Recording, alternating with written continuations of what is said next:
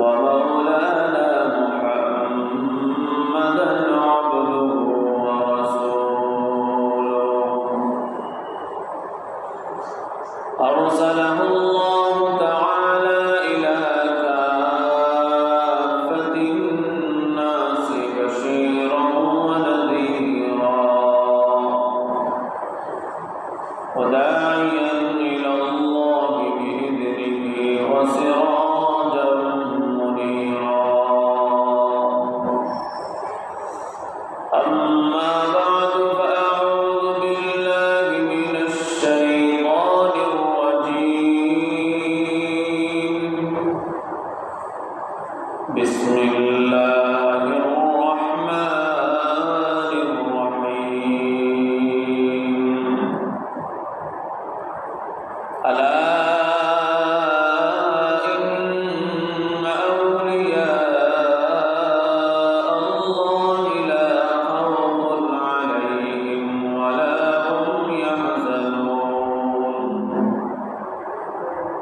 والذين آمنوا وكانوا يتقون.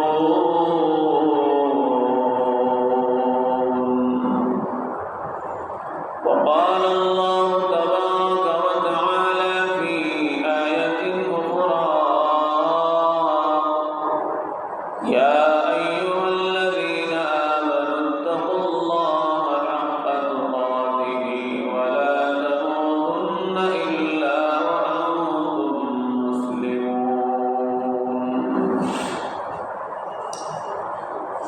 وعن أبي ذر رضي الله تعالى عنه قال: قال لي رسول الله صلى الله عليه وسلم: اتق الله حيثما كنت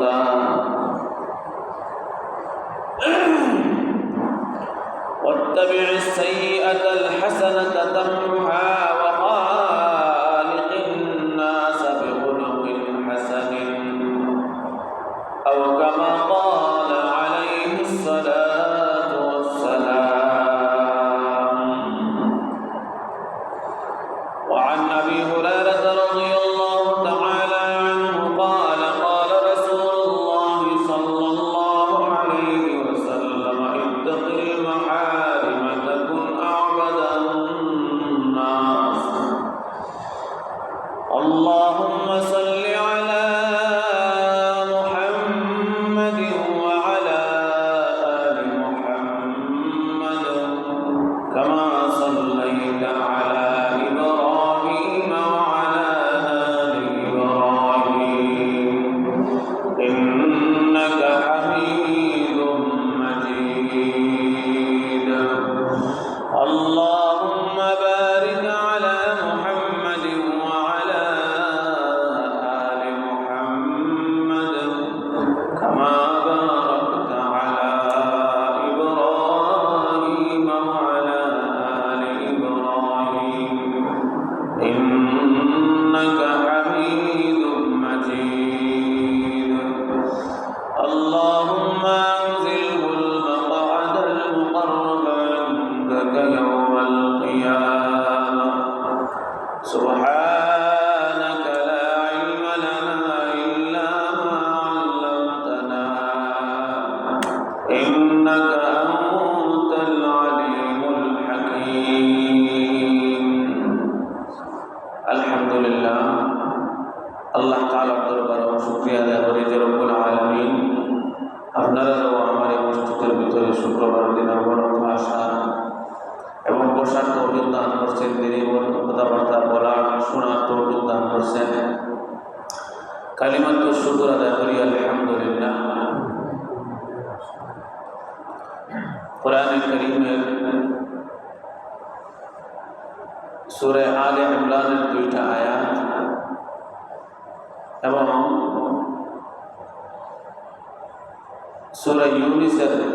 সূরা ইউনূস থেকে 2টা আয়াত এবং আলে ইমরানের একটা আয়াত তেলাওয়াত করছি।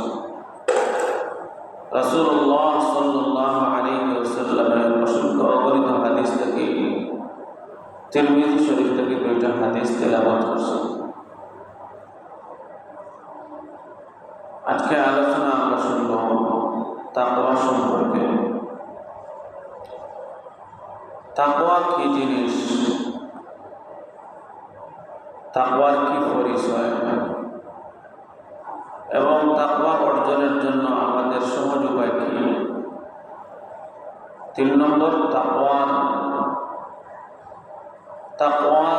লাভ কি আছে। 4 নম্বর, তাকওয়ার স্তর কয়টা। তাকওয়া কি, তাকওয়ার স্তর কয়টা এবং তাকওয়া কিভাবে অর্জন করা যায় এবং তাকওয়ার ফজিলত, তাকওয়ার লাভ কি আছে। এই ছোট ছোট 4টা বিষয়ের উপরে, যদিও বিষয়গুলো ব্যাপক, কিন্তু আলোচনা খুব কম সময়ের ভিতরে এই আলোচনাগুলো করার চেষ্টা করব। ওমা তাওফীকি ইল্লা বিল্লাহ।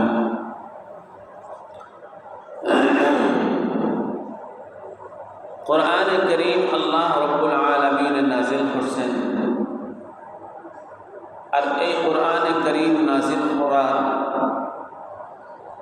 পিছনে আল্লাহ তাআলার যে কয়েকটা মকসুদ, তার মধ্যে শ্রেষ্ঠ মকসুদ হচ্ছে, উত্তম মকসুদ হচ্ছে আল্লাহ তাআলা দুনিয়ার মানুষ মুত্তাকি হওয়া। রব্বুল আলামিন কোরআনে কারীমের আয়াতের মধ্যে বলেন হুদাল লিল মুত্তাকিন। এই কোরআন মুত্তাকিদের জন্য হেদায়েত স্বরূপ। কোরআন আল্লাহ তাআলা মুত্তাকিদের জন্য, তাকওয়া বান্দাদের জন্য, মুত্তাকিদের জন্য আল্লাহ তাআলা এই কোরআন হেদায়েত স্বরূপ নাযিল করেছেন। তাহলে বোঝা গেল কোরআন নাযিলের পিছনে আল্লাহ তাআলার যত কিছু উদ্দেশ্য ছিল, তার মধ্যে সবচেয়ে শ্রেষ্ঠ উদ্দেশ্য হচ্ছে মানুষ তাকওয়াবান হওয়া। তাকওয়ার সহজ অর্থ হচ্ছে আল্লাহর ভয়। তাকওয়া অর্জন করার মানে হচ্ছে আল্লাহর ভয় অন্তরের মধ্যে অর্জন করা, আল্লাহ তাআলার ডর ভয় অন্তরের মধ্যে অর্জন করা।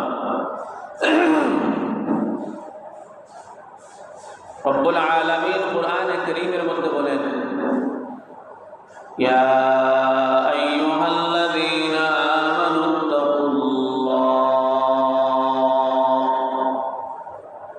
দুনিয়ার মানুষেরা, ইয়া আইয়ুহাল্লাযীনা আমানু, হে দুনিয়ার ঈমানদারেরা, ইত্তাকুল্লাহ, তোমরা আল্লাহকে ভয় করো, আল্লাহরে ডরাও।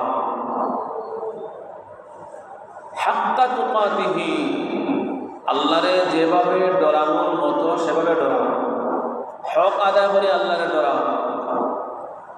ওয়ালা তামুতুন্না ইল্লা ওয়া আনতুম মুসলিমুন, আর তোমরা মরিও না মুসলমান না হইয়া। তাকওয়া অর্জনের ফলাফল হচ্ছে মুত্তাকি হওয়া। মুত্তাকির ফলাফল হচ্ছে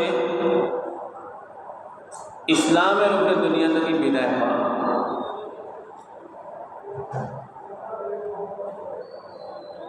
তাহলে বোঝা গেল আল্লাহ রাব্বুল আলামিন বলতেছেন তোমরা আমারে ডরানোর মতো ডরাও, আল্লাহরে হক আদায় করে ডরাও।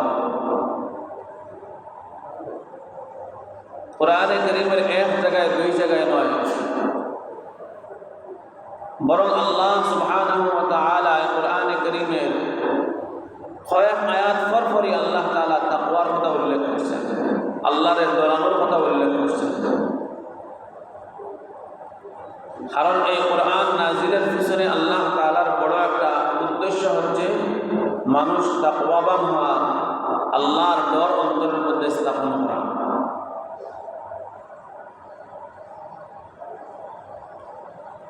আমরা এখন জানিয়ে নিব তাকওয়া আমরা কিভাবে অর্জন করতে পারি।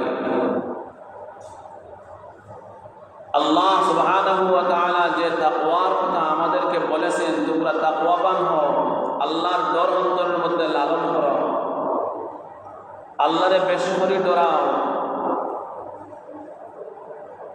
এই তাকওয়া আমরা কিভাবে অর্জন করতে পারবো? শুধুমাত্র সারাদিন যদি আল্লাহর ভয় যদি কোনো মানুষ জপতে থাকে তাহলে তার ভিতরে আল্লাহর ভয় ঢুকবে না। আল্লাহর ডর ভয় অন্তরের ভিতরে ঢুকাইতে হইলে দুইটা তরিকায় মানুষ তাকওয়াবান হইতে পারে। এক নম্বর, রব্বুল আলামিন কুরআনে কারীমের মধ্যে বলেন, ওয়াবতাগু ইলাইহিল ওয়াসিলা, তোমরা ওয়াসিলা তালাশ করো। আল্লাহ রব্বুল আলামিনের নৈকট্য বান্দা বনার জন্য তোমরা ওয়াসিলা তালাশ করো। এই ওয়াসিলা শব্দের ব্যাখ্যার মধ্যে মুফাসসিরিনে কেরাম যে সমস্ত তাফসীর করছেন তার মধ্যে একটা তাফসীর হচ্ছে ওয়াবতাগু ইলাইহিল ওয়াসিলাতা, এর অর্থ হচ্ছে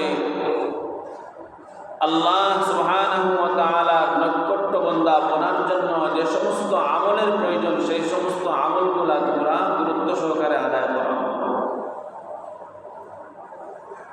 ওয়াবতাগু ইলাইহিল ওয়াসিলা, এই ওয়াবতাগু ইলাইহিল ওয়াসিলার অর্থ হচ্ছে যে সমস্ত আমল তোমারে আল্লাহ পর্যন্ত পৌঁছাইয়া দেয় সেই সমস্ত আমলগুলা তোমরা বেশি বেশি করে করো। তাহলে তাকওয়া অর্জনের প্রথম স্তর হচ্ছে যে সমস্ত আমলে আমারে আল্লাহ চিনায়, যে সমস্ত আমলে আমারে আল্লাহ পর্যন্ত পৌঁছাইয়া দেয় সেই সমস্ত আমলগুলো বেশি বেশি করে আদায় করা। আর দুই নম্বর হচ্ছে তাকওয়া অর্জনের দুই নম্বর স্তর হচ্ছে আল্লাহ রাব্বুল আলামিন অন্য আয়াতের মধ্যে বলেন, ইয়া আইয়ুহাল্লাযীনা আমানুত্তাকুল্লাহ ওয়া কুনু মা'আস সাদিকিন।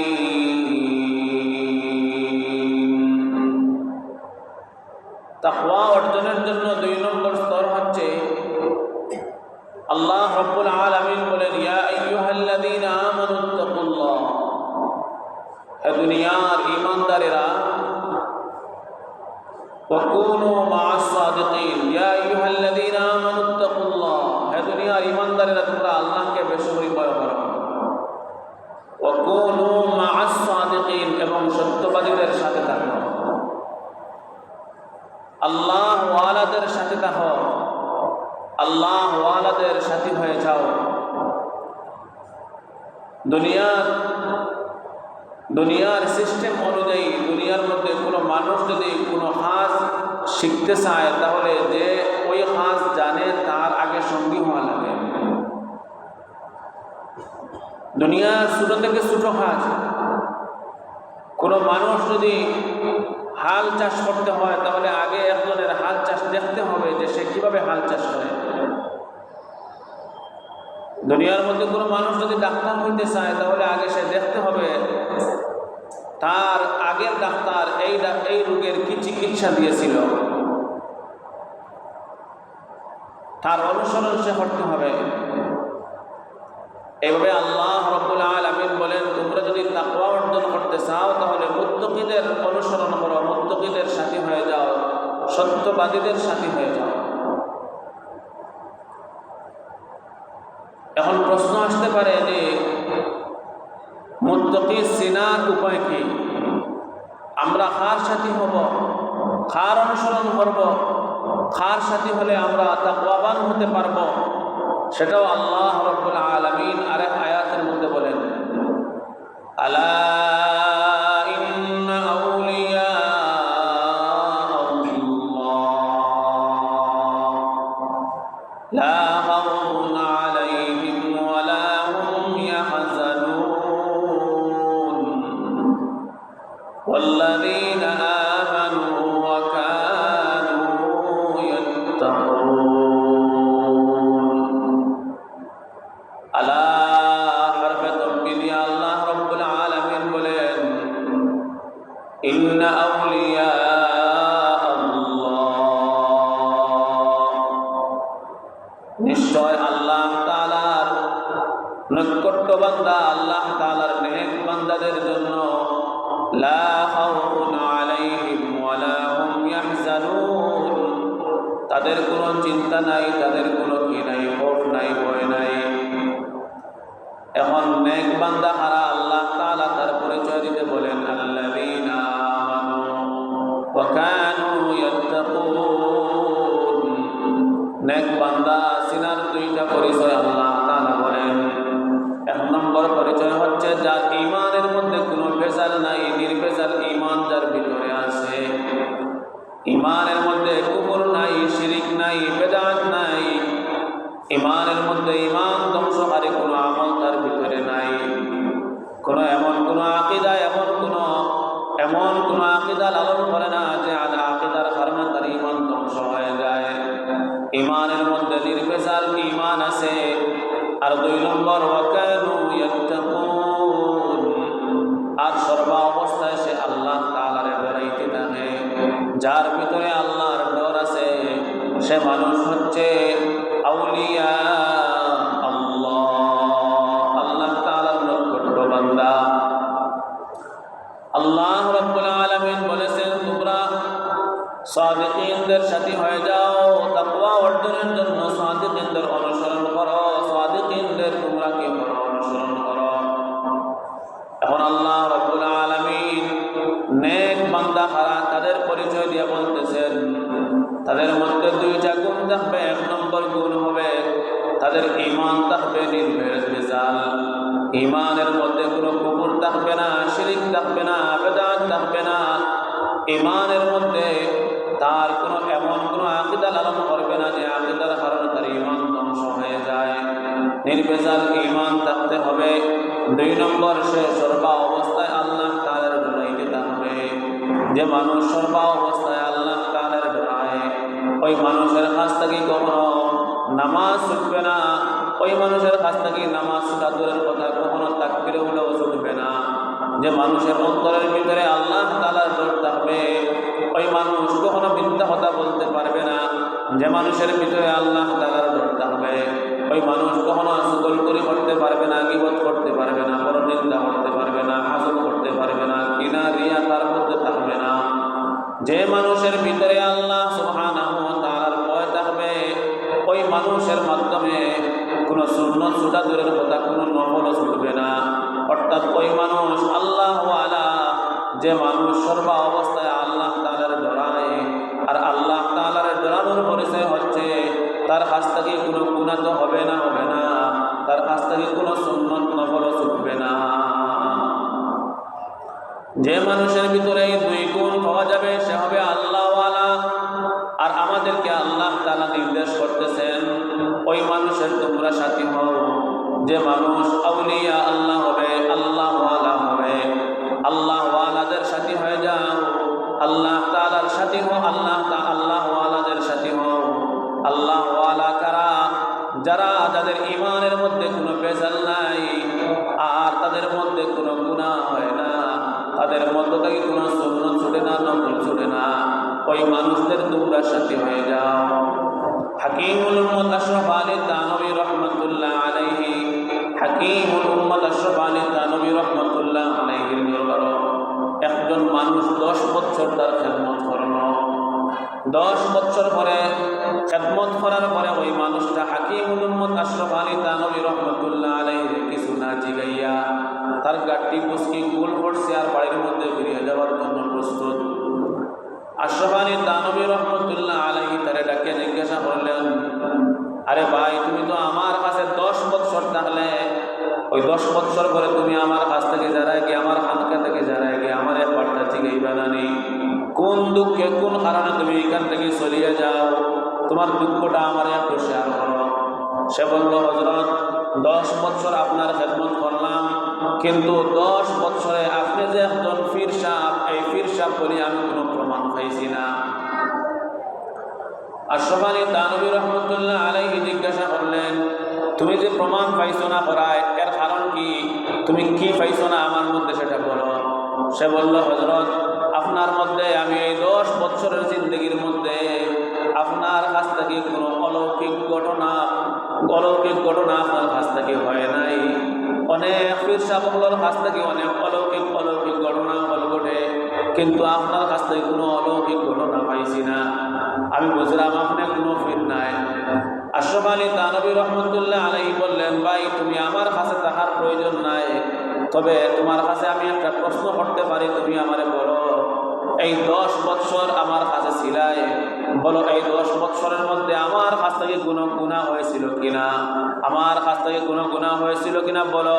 সে বলে, না না হযরত, আপনারে কোনোদিন আমি কোনো গুনার কাজের মধ্যে দেখি নাই। তিনি বললেন, আচ্ছা গুনাহ দেখছো না, বলো তো আমার কাছ থেকে কোনো সুন্নত ছুটছিল কিনা, আমার জিন্দেগিতে কখনো আমার কাছ থেকে তাকবীরে উলা ছুটছিল কিনা বলো। সে বলল, না হযরত, আপনার কাছ থেকে কোনোদিন তাকবীরে উলা ছুটে নাই। বলো আমার কাছ থেকে আমার জিন্দেগিতে কোনোদিন মিসওয়াক ছুটছিল কিনা বলো। সে বলল, না হযরত, আপনার কাছ থেকে কখনো মিসওয়াক ছুটে নাই। তিনি বললেন, দেখো তুমি আমার খানকার মধ্যে 10 বছর ছিলাই, ওই 10 বছরের মধ্যে আমার কাছ থেকে জিন্দেগিতেও কখনো একটা গুনাহ আমার কাছ থেকে প্রমাণিত হয় নাই, জিন্দেগিতে আমার কাছ থেকে কোনো তাকবীর উলা ছুটে নাই, জিন্দেগিতে আমার কাছ থেকে কোনোদিন মিসওয়াক ছুটে নাই, জিন্দেগিতে আমার কাছ থেকে কখনো তাহাজ্জুদ ছুটে নাই, জিন্দেগিতে আমার কাছ থেকে কোনো নফল ছুটে নাই, কোনো সুন্নত ছুটে নাই, ইশরাক আওয়াবিন কিছুই ছুটে নাই। তুমি বলো এর চেয়ে প্রমাণ তুমি আমার কাছ থেকে আর কি চাও?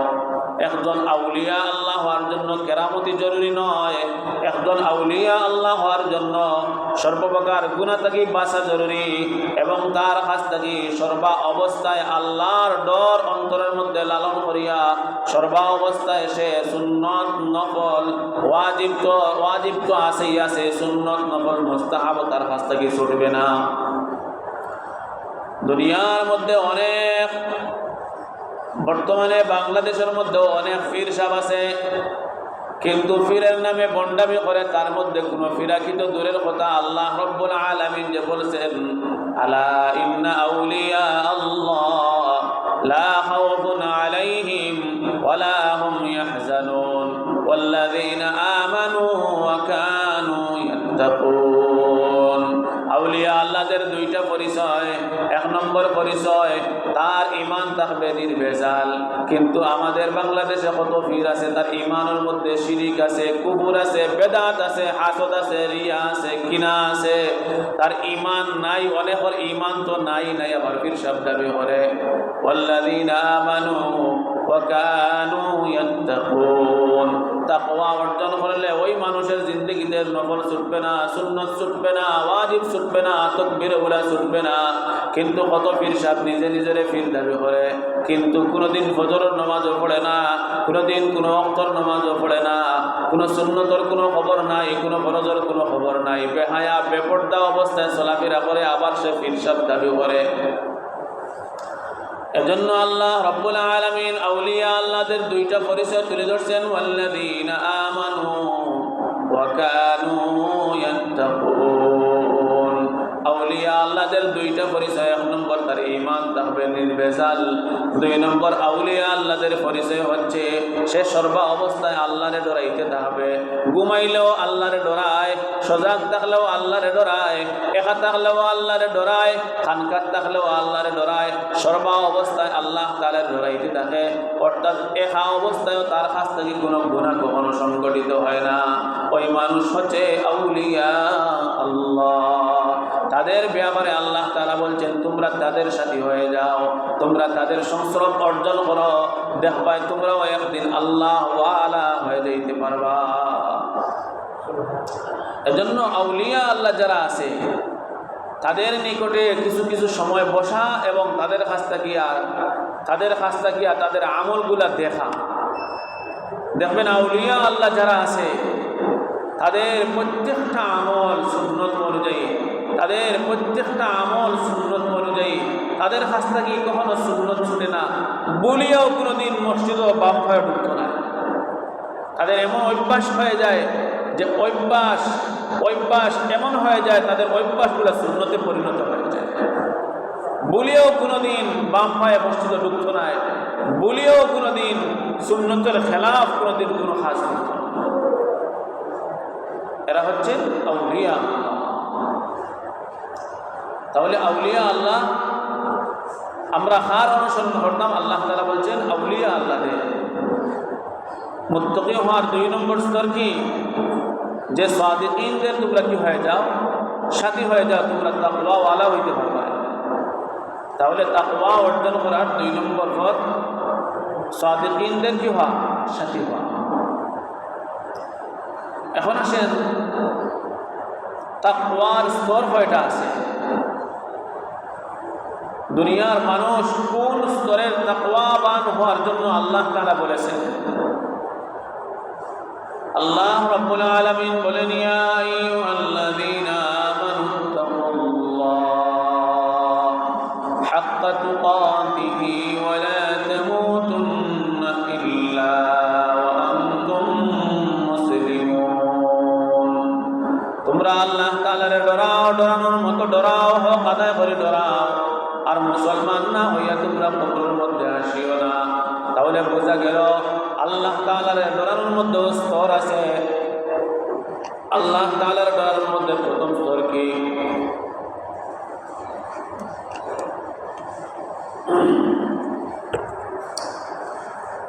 আল্লাহ সুবহানাহু ওয়া তাআলার ভয় করার যে 3টা স্তর, তাকওয়া 3টা স্তর, এই 3 স্তরের সর্বপ্রথম অর্থাৎ সর্বনিম্ন স্তরের স্তর হচ্ছে তোমার নিজরে সবসময় কুফর থাকি, শিরিক থাকি, বেদাত থাকি সবসময় বাঁচাইয়া রাখা।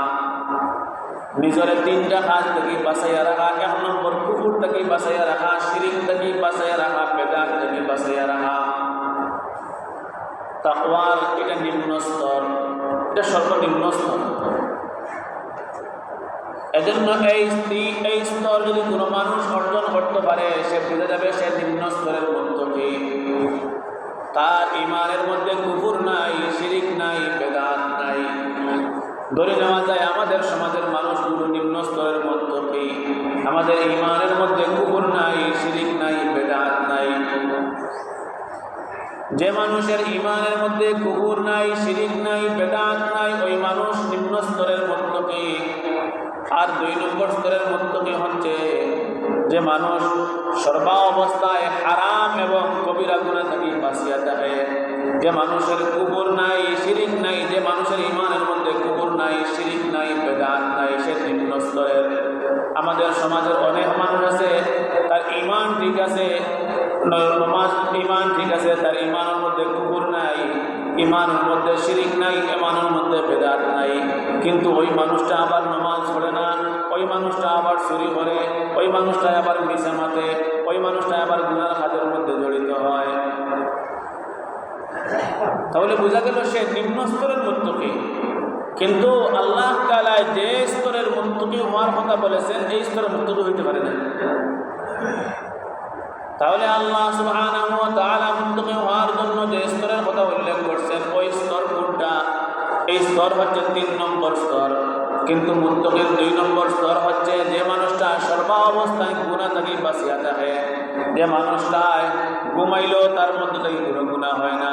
ঘুমাইলে গুনাহ না হওয়ার অর্থ হচ্ছে তার ঘুমের মধ্যে ফজরের নামাজ ছুটে না। ঘুমাইলেও তার এই ধারণা থাকে যে কোন সময় নিয়ে আজান পড়ে যায়। ঘুমাইলেও এই ধারণা থাকে যে কোন সময় নিয়ে কি হয়ে যায়, ফজরের আজানটা পড়ে যায়। তার ঘুমও কি হয় না, কোনো গুনাহ হয় না। যে মানুষ সর্ব অবস্থায় গুনাহ থেকে বাঁচিয়া থাকে, হারাম থেকে বাঁচিয়া থাকে, যে মানুষ তার আমলের মধ্যে থেকে মাকরুহাত থেকেও বাঁচিয়া থাকে, ওই মানুষ হচ্ছে মধ্যম স্তরের মুত্তাকি। অর্থাৎ সমাজের মধ্যে যদি এমন কোনো মানুষ পাওয়া যায় যে মানুষের ঈমানের মধ্যে কুফর নাই, ঈমানের মধ্যে শিরিক নাই, ঈমানের মধ্যে বেদাত নাই, আর ওই মানুষটা সর্ব অবস্থায় সর্বপ্রকার গুনাহ থেকে বাঁচিয়া থাকে, ওই মানুষ হচ্ছে মধ্যম স্তরের মুত্তাকি। এখন আল্লাহ রাব্বুল আলামিন বলেছেন, হাক্কা তুকাতিহি ওয়া লা তামুতুন্না ইল্লা ওয়া আনতুম মুসলিমুন। আল্লাহ তাআলার ডরানোর মতো ডরানোর কথা, এটা হচ্ছে উত্তম সর্বোচ্চ স্তরের মুত্তাকির কথা।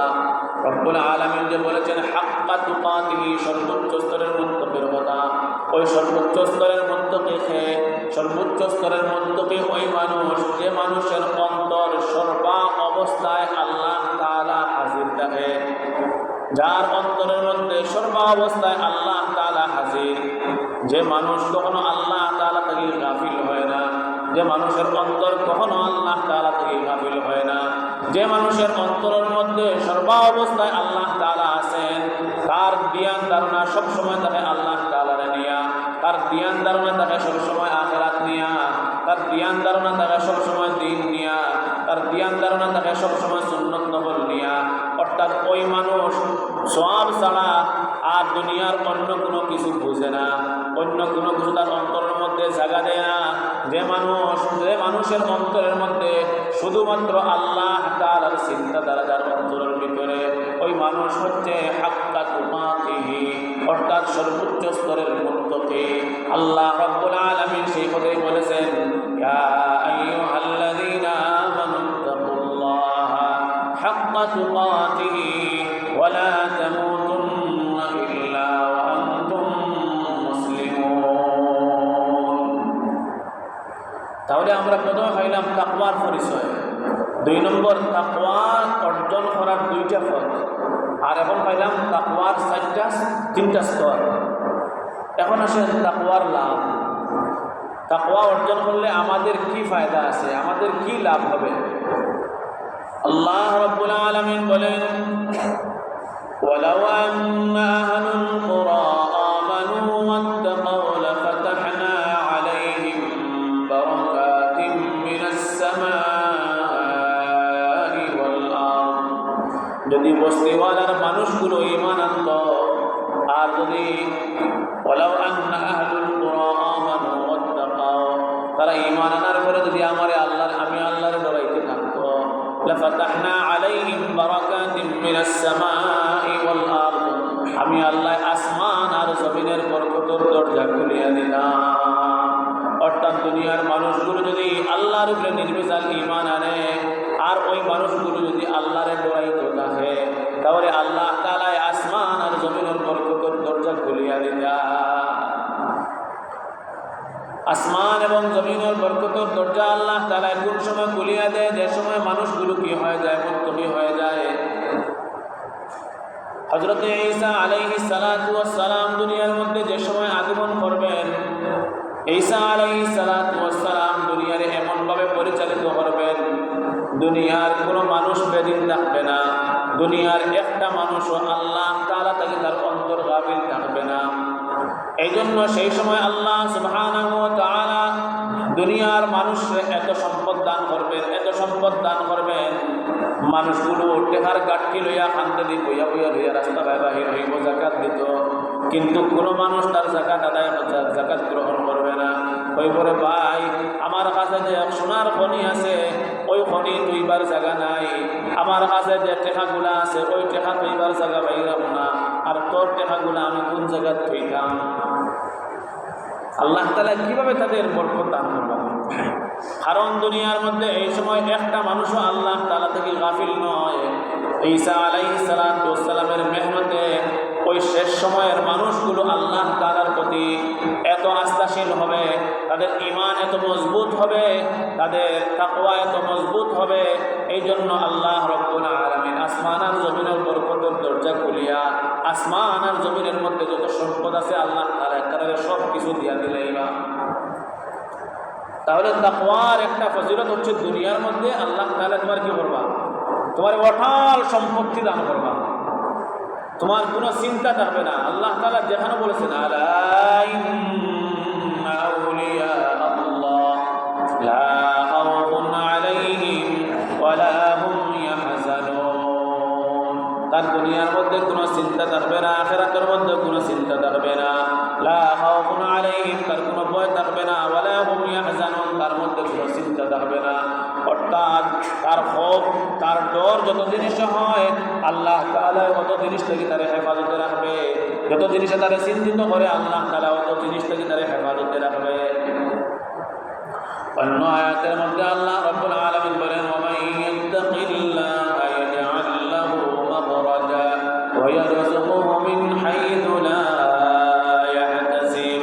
যে সমস্ত মানুষগুলো তাকওয়াবান হয়ে যায়, তাকওয়া অর্জন করিলায়, আল্লাহর ডরানোর মতো ডরায়, রব্বুল আলামিন বলেন, আমি আল্লাহ সুবহানাহু ওয়া তাআলা ওয়া মান ইয়াত্তাকিল্লাহা ইয়াজআল লাহু মাখরাজা, তারে সর্বপ্রকার প্রকার সংকীর্ণতা থেকে আমি আল্লাহ তাআলা তারে বের করে দিব। তারে কোনোদিন কোনো অভাবে পাইতো না, কোনো বিপদে পাইতো না, কোনো মুসিবতে তারে পাইতো না। আমি আল্লাহ তাআলা তারে সব সংকীর্ণতা থেকে, সব বিপদ থেকে আমি তারে বের করিয়া দেব।